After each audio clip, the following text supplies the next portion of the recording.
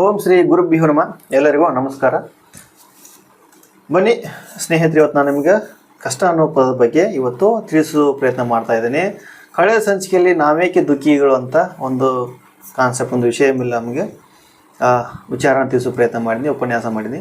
ಇವತ್ತು ನಾನು ನಿಮಗೆ ಕಷ್ಟ ಅಂತಂದರೆ ಏನು, ಕಷ್ಟದ ಸ್ವರೂಪ ಏನು, ಕಷ್ಟದ ಮೂಲ ಏನು, ಕಷ್ಟ ಅಂದರೆ ಏನು ಅನ್ನೋದ್ರ ಬಗ್ಗೆ ನಾನು ನಿಮಗೆ ಇವತ್ತು ಸವಿಸ್ತರವಾಗಿ ತಿಳಿಸೋ ಪ್ರಯತ್ನ ಮಾಡ್ತಾ ಇದ್ದೀನಿ. ಹಾಗೂ ಕಷ್ಟ ಅಂತಂದರೆ ಏನದು? ಕಷ್ಟ ಅನ್ನೋದೊಂದು ಭಾವನೆ ಅಷ್ಟೇ. ಕಷ್ಟ ಅನ್ನೋದೊಂದು ಭಾವನೆ ಆಗಿರ್ತದೆ, ಅದು ನಿಜವಾಗಿರೋದಿಲ್ಲ. ಅದು ಆ ಕ್ಷಣಕ್ಕೆ ಬಂದು ಹೋಗುವಂಥ ಒಂದು ಭಾವನೆ ಅಷ್ಟೇ. ಹೆಂಗಂತಂದ್ರೆ, ಈಗ ಸರ್ವಜ್ಞರ ಒಂದು ವಚನ ಹೇಳಿದ್ದಾರೆ. ಯಾವುದಂತಂದ್ರೆ, ವೆಚ್ಚಕ್ಕೆಷ್ಟು ಹೊನ್ನಿರಲು, ಬೆಚ್ಚಿಗೊಂದು ಮನೆಗಿರಲು, ಇಚ್ಛೆ ಏನಿರ್ತ ಸತಿ ಇರಲು, ಸ್ವರ್ಗಕ್ಕೆ ಕಿಚ್ಚಚ್ಚಂದನ ಸರ್ವಜ್ಞ ಅಂತ ಹೇಳಿದಾರೆ.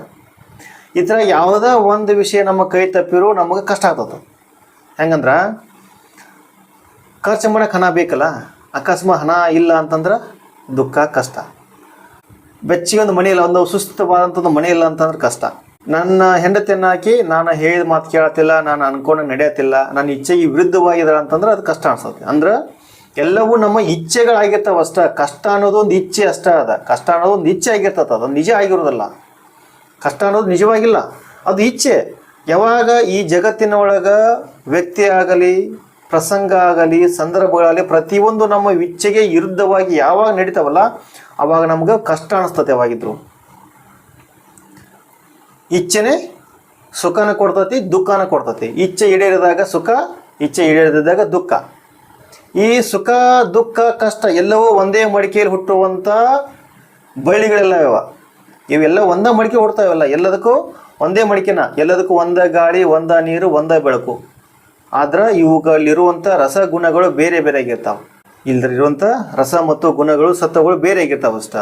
ಬಟ್ ನಾವು ತಿಳ್ಕೊಳ್ಳೋದೇನೋ ಎಲ್ಲವೂ ಬೇರೆ ಬೇರೆ ಅಂತ ತಿಳ್ಕೊಂಡೇವ. ಎಲ್ಲವೂ ನಮ್ಮ ಮನಸ್ಸು ಅನ್ನೋದ್ರ ಒಳಗೆ ಇವೆಲ್ಲ ಹುಡ್ತಾ ಇರ್ತಾವ. ಆ ಮನಸ್ಸನ್ನು ನಾವು ಯಾವಾಗ ಕಡಿವಾಣ ಹಾಕ್ತೇವಲ್ಲ, ಅವಾಗ ಇವೆಲ್ಲವೂ ದೂರ ಆಗ್ತಾವೆ.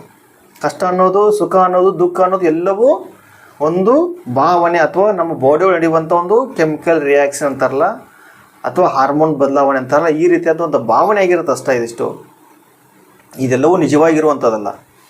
ನೋಡಿ, ಇವಾಗ ನಿಮ್ಗೊಂದು ಇನ್ನೂ ಎಕ್ಸಾಂಪಲ್ ಹೇಳ್ಬೇಕಂತಂದ್ರೆ, ಊರಲ್ಲಿ ಒಬ್ಬ ವ್ಯಕ್ತಿ ಇದ್ದಂತ, ಅವನು ಯಾವುದೋ ಒಂದು ಜಾಬ್ ಮಾಡ್ತಾ ಇದ್ದಂತ. ಜಾಬ್ ಮಾಡುವಂಥ ಸಂಭವ 16 ವರ್ಷ ಕೆಲಸ ಮಾಡ್ತಾ ಇದ್ದ ಒಂದೇ ಕಂಪ್ನಿ ಒಳಗೆ.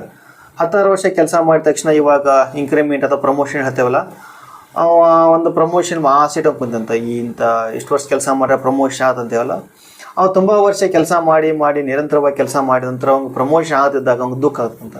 ಅಂದರೆ ಇಲ್ಲಿ ಏನಾಗಿತ್ತಂತಂದ್ರೆ, ಪ್ರಮೋಷನ್ ಅನ್ನೋದು ಒಂದು ಇಚ್ಛೆ ಆಗಿತ್ತು ಅಷ್ಟೇ ಅವಂಗೆ. ಬಟ್ ಆ ಪ್ರಮೋಷನ್ ಸಿಕ್ಕಾಗ ಏನಾಗತ್ತೆ, ಒಂದು ದಿವಸ ಅಥವಾ ಒಂದು ಕ್ಷಣ ಮಾತ್ರ ಅಥವಾ ಆ ಸುಖ ಕೊಡೋದು ಅವಂಗೆ. ಯಾವಾಗ ಅದು ಅವ್ನ ಇಚ್ಛೆಗೆ ವಿರುದ್ಧವಾಗಿ ನಡೀತಾ ಇದ್ದಾರಲ್ಲ, ಆವಾಗ ದುಃಖ ಆಗ್ತದೆ ಮತ್ತು ಅವನು. ಹಂಗೆ ನಾವು ಕಷ್ಟ, ಸುಖ, ದುಃಖಗಳು ನಮ್ಮ ಇಚ್ಛೆಗಳಾಗಿರ್ತ ಹೊರತಾಗಿ ಅವು ನಿಜವಾಗಿ ಇರುವುದಿಲ್ಲ. ಆ ಒಂದು ಕ್ಷಣ ಬಂದು ಹೋದಷ್ಟೇ. ಆ ಒಂದು ಕ್ಷಣ ಬಂದು ಹೋಗೋದಕ್ಕೋಸ್ಕರ ನಿರಂತರವಾಗಿ ನಾವು ನಮ್ಮ ಮನಸ್ಸನ್ನು ಹರಿಬಿಟ್ಟು ಅಥವಾ ನಮ್ಮ ಆಸೆಗಳಿಗೆ ನಾವು ಒಳಪಟ್ಟು, ಅರಿಷಡ್ಗಳಿಗೆ ಒಳಪಟ್ಟು ನಾವು ಬದುಕೋ ಪ್ರಯತ್ನ ಮಾಡ್ತಿರ್ತೀವಿ. ಆ ರೀತಿ ಆಗೋದಕ್ಕೆ ನಾವು ಏನು ಅಥವಾ ನಿಜ ಮುಕ್ತಿ, ನಿಶ್ಚಲ ಸ್ಥಿತಿ ಅಂದರೆ ಚಲನೆಗಳನ್ನು ನಿಶ್ಚಲ ಮಾಡ್ಬೇಕಷ್ಟ. ಚಲನೆಗಳು ಇರಬಾರ್ದ. ಯಾವ ಚಲನೆ ಇರಬಾರ್ದು? ದೇಹದ ಚಲನೆ ಇರಬಾರ್ದ? ಅಲ್ಲ, ಮನಸ್ಸಿನ ಚಲನೆ ಇರಬಾರ್ದು. ಯಾವಾಗಿದ್ರು ಈ ಮನಸ್ಸು ನಿಶ್ಚಲವಾಗಿರ್ಬೇಕು. ಯಾವ ರೀತಿ ಹರಿದಾಡ್ತಾರದ ಮನಸ್ಸನ್ನ, ಅಲ್ಲಿ ಬೇಕು, ಇಲ್ಲಿ ಬೇಕು, ಅದು ಬೇಕು, ಇದು ಬೇಕಂತ ಈ ಮನಸ್ಸು ಹರಿದಾಡ್ತಿರತ್ತಲ್ಲ, ಹರಿದಾಡೋ ಮನಸ್ಸನ್ನು ನಾವು ಒಂದು ಕಡೆ ನಿಲ್ಲಿಸ್ಬೇಕು. ಒಂದು ಕಡೆ ನಿಲ್ಲಿಸುವುದು ಧ್ಯಾನ. ಮನಸ್ಸನ್ನು ಒಂದು ಕಡೆ ನಿಲ್ಲಿಸುವುದು ಧ್ಯಾನವಾಗಿರ್ತದೆ. ಈ ಧ್ಯಾನವೇ ನಮ್ಮ ಮನಸ್ಸಿನ ಮೂಲಾಧಾರವಾಗಿರ್ತದೆ. ಈ ಧ್ಯಾನದಿಂದ ನಾವು ಮನಸ್ಸನ್ನು ಹತೋಟಿಯಲ್ಲಿ ಇಟ್ಕೋತೇವಲ್ಲ, ಇದರಿಂದ ನಮ್ಮ ಮನಸ್ಸಿಗೆ ಸುಖ ಮತ್ತು ಸಂತೋಷ, ಏನು ದುಃಖ ಕಷ್ಟಗಳು ಬಂದರೂ ಅದರ ಅರಿವು ಇರುವುದಿಲ್ಲ. ಅದು ಸದಾ ಆನಂದದೊಳಗಿರ್ತದೆ. ಆನಂದನ ಬೇರೆ, ಸುಖನ ಬೇರೆ, ದುಃಖನ ಬೇರೆ, ಕಷ್ಟನ ಬೇರೆ. ಅದು ಎಲ್ಲಕ್ಕೂ ಒಂದೇ ಮಡಿಕೆನ ಕಾರಣ.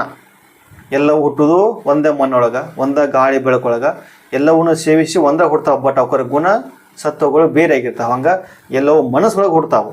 ಯಾವಾಗ ನಾವು ಇಚ್ಛೆಗಳಿಗೆ ದಾಸರಾಗ್ತೇವೆ, ಆವಾಗ ನಾವು ಸಮಶೋಷಿಕಾಗ್ತೇವೆ. ಆ ಇಚ್ಛೆಯೊಳಗೆ ನಾವು ದಾಸರಾಗದ, ಬರುವುದೆಲ್ಲ ಬರಲಿ ಭಗವಂತನ ದಯ ಇರಲಿ, ಬರುವುದೆಲ್ಲ ಬರಲಿ ಭಗವಂತನ ದಯ ಇರಲಿ ಅಂತ ಇಚ್ಛೆ ನಾವು ಬಿಟ್ಟು ಬಿಡ್ಬೇಕು. ಯಾವಾಗಿದ್ರು ನಿಶ್ಚಲವಾಗಿರ್ಬೇಕು. ನಿಜ ಮುಕ್ತಿಗೆ ಹತ್ತಿರ ಆಗ್ಬೇಕು, ನಿಶ್ಚಲವಾಗಿರ್ಬೇಕು. ಮನಸ್ಸಿನ ಹರಿದಾಟಗಳು ನಮ್ಮನ್ನು ಮುಕ್ತಿ ಮಾರ್ಗ ಕರ್ಕೊಂಡು ಹೋಗುವುದಿಲ್ಲ.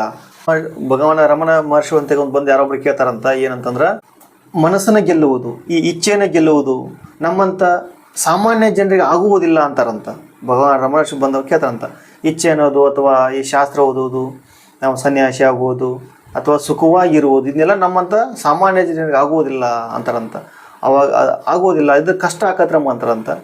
ಅವಾಗ ಭಗವಾನ ರಮಣ ಮಹರ್ಷಿ ಹೇಳ್ತಾನೆ, ಹೌದು ಇದು ಕಷ್ಟ ಆಗ್ತತಿ ಅಂದ್ರೆ ಹೆಂಗಂದ್ರೆ ಅವ್ರು ಹೇಳ್ತಾರೆ ಅವಾಗ ಕಷ್ಟ ಅನ್ನೋದು ಆಕತಿ. ಅದು ಯಾವ ರೀತಿ ಕಷ್ಟ ಆಕತ್ತೆ ಅಂದ್ರೆ, ಈ ಶರೀರ ತೊಗೊಂಬಂದೇವಲ್ಲ, ಈ ಶರೀರ ತರುವಾಗ ನಮ್ಗೆ ಕಷ್ಟ ಆಗಿಲ್ಲ, ಈ ಶರೀರ ತರುವಾಗ ನಮ್ಗೆ ಕಷ್ಟ ಆಗಿಲ್ಲ, ಈ ಶರೀರ ಆಸೆಗಳನ್ನು ಈಡೇರಿಸುವಾಗ ನಮ್ಗೆ ಕಷ್ಟ ಆಗ್ತಾ ಇರ್ತದ. ಅಂದ್ರೆ ನಾನು ಅನ್ನವ ಆ ಶರೀರದ ಆಸೆ ಈಡೇರ್ಸಕ್ಕೆ ಹೋಗ್ಕಲ್ಲ, ಅವಾಗ ಕಷ್ಟ ಆಗ್ತದೆ ನಂಗೆ ಯಾವಾಗಿದ್ರು. ಯಾಕಂದ್ರೆ ನಾನು ಅನ್ನವ ಯಾವಾಗ ಇಲ್ಲಿ ಇರ್ತಿರ್ತಾನೆ ನಾವು ಯಾವಾಗಿದ್ರು, ನಾನು ಅನ್ನವ ಇರುವನು ಯಾವಾಗಿದ್ರು. ಈ ಬಂದು ಹೋಗುವಂಥ ಶರೀರ ಅನ್ನಪಾನಾದಿಗಳಿಂದ ರಚನೆಯಾದಂಥ ಶರೀರ, ಪಂಚಭೂತಗಳಿಂದ ರಚನೆಯಾದಂಥ ಶರೀರದ ಆಸೆಗಳನ್ನ ನಾವು ಈಡೇರಿಸೋ ಪ್ರಯತ್ನ ಮಾಡ್ತೇವೆ. ಅದು ಯಾವ ರೀತಿ ಅದು ನಮ್ಮ ಶರೀರಕ್ಕೆ ಅಕ್ಕತ್ತಿ ನಾವು ಅನ್ಕೊಂಡಿರ್ತೇವೆ, ಬಟ್ ಶರೀರ ಅನ್ನೋದು ಸುಳ್ಳು.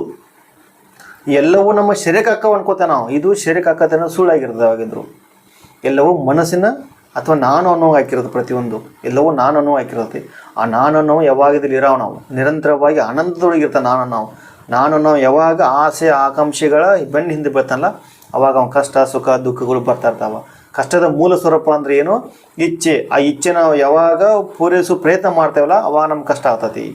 ಅದಕ್ಕೆ ನಾವು ಯಾವುದು ಇಚ್ಛೆ ಹಿಂದೆ ಹೋಗಬಾರ್ದು. ಯಾವಾಗಿದ್ರು ಇಚ್ಛೆ ಹಿಂದೆ ಹೋದಾಗ ನಾವು ತೊಂದರೆ ಸಿಗಾಗ್ತೇವೆ. ಅದೇ ಐತಲ್ಲ, ಕಷ್ಟಕ್ಕೆ ಮೂಲ ಕಾರಣ ಇಚ್ಛೆ.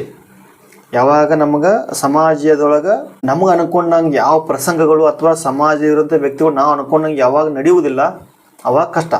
ಯಾಕಂದ್ರೆ ನಾವು ಕಷ್ಟಪಟ್ಟ ಮೇಲೆ ಹೋಗಿರ್ತೇವೆ ಅನ್ಕೋತೇವೆ. ಯಾಕಂದ್ರೆ ಅನ್ಕೊಂಡಿರ್ತೇವೆ ನಾವು ಕಷ್ಟಪಟ್ಟ ಮೇಲೆ ಹೋಗಿದ್ದೀನಿ, ನಾನು ಕಷ್ಟಪಟ್ಟ ಮೇಲೆ ಹೋಗಿದ್ದೀನಿ ಅಂತ. ನಾವು ಕಷ್ಟಪಟ್ಟ ಮೇಲೆ ಹೋಗಿರಲ್ಲ, ನಿರಂತರವಾಗಿ ಕೆಲಸ ಮಾಡಿ ಮೇಲೆ ಹೋಗಿರ್ತೇವೆ.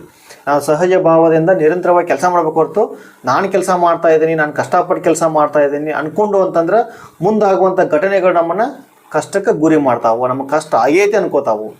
ಯಾವಾಗ ನಾವು ನಿರಂತರವಾಗಿ ಸಹಜ ಭಾವದಿಂದ ಕೆಲಸ ಮಾಡ್ಬೇಕು. ನಾನು ಕಳೆದ ಸಂಚಿಕೆ ಕಳೆದ ವಿಡಿಯೋದಲ್ಲಿ ಹೇಳಿದ್ದೇನೆ, ನಮ್ಮ ಯಶಸ್ಸು ಸಾಧನೆ ಇವೆಲ್ಲ ಇವು ನಿರಂತರವಾಗಿ ಸಹಜ ಭಾವದಿಂದ ನಡೆಯುವಂಥ ಕೆಲಸ ಆಗಬೇಕು ಹೊರತು ನಾನು ಮಾಡಿದ್ದೇನೆ ಅನ್ನೋಂಥ ಭಾವನೆಯಿಂದ ಮುಕ್ತವಾಗಿರಬೇಕೆಲ್ಲ. ಇದ್ರು ಎಲ್ಲವನ್ನೂ ನಾನು ಮಾಡಿ ಅನ್ನೋ ಭಾವನೆಯಿಂದ ಮುಕ್ತವಾಗಿದ್ದಪ್ಪ ಅಂದ್ರೆ ಅಲ್ಲಿ ಕಷ್ಟ ಇರೋದಿಲ್ಲ. ಯಾವಾಗ ನಾನು ಮಾಡಿ ಅನ್ನೋ ಭಾವನೆಯಿಂದ ನಾವು ಎಲ್ಲವನ್ನೂ ಮಾಡ್ತೇವಲ್ಲ, ಅವಾಗ ನಮ್ಗೆ ಕಷ್ಟ ಆಗ್ತದೆ. ಈ ಪ್ರಮೋಷನ್ ವಿಷಯ ಏನಿಲ್ಲ, ಇದು ರೀತಿ ನಾನು ಕಷ್ಟಪಟ್ಟು ಮಾಡಿ ಅನ್ಕೋತಿರ್ತಾನಲ್ಲ, ಅದಕ್ಕೆ ಅವ್ನು ದುಃಖ ಆಗ್ತದೆ, ಅದಕ್ಕೆ ಅವ್ನು ಕಷ್ಟ ಆಗ್ತದೆ. ಅದು ನಾನು ಮಾಡಿ ಅನ್ಕೊಳ್ಬಿಟ್ರೆ ಮುಗಿತು. ನಾನು ನಿರಂತರವಾಗಿ ಕೆಲಸ ಕೊಟ್ಟಾರೋ, ನಾನು ನಿರಂತರವಾಗಿ ಕೆಲಸ ಮಾಡಿದ್ದೀನಿ, ಅಲ್ಲಿ ಯಾವುದೇ ರೀತಿಯಾದಂಥ ಎಕ್ಸ್ಪೆಕ್ಟೇಷನ್ ಇಲ್ಲ ಅಂದ್ಕೊಂಡ್ರೆ ಮುಗಿಯುತ್ತೆ. ಅದು ಬರುವ ಸಮಯಕ್ಕೆ ಬರ್ತದೆ, ಹೋಗುವ ಸಮಯಕ್ಕೆ ಹೋಗ್ತದೆ. ನಾನು ಅನ್ನೋ ಭಾವನೆ ಬಿಡಬೇಕಾಗಿರುತ್ತೆ ಅಷ್ಟೆ. ನಾನು ಅನ್ನೋ ಭಾವನೆ ಬಿಟ್ಟು ನಾವು ನಿಶ್ಚಲವಾಗಿರಬೇಕು. ನಿಶ್ಚಲ ಅಂತಂದ್ರೆ ಚಲನೆ ಇಲ್ಲದಿರೋದು, ಯಾವುದೋ ಚಲನೆ ಇರಬಾರ್ದು, ಮನಸ್ಸಿನ ಚಲನೆ ಇರಬಾರ್ದು.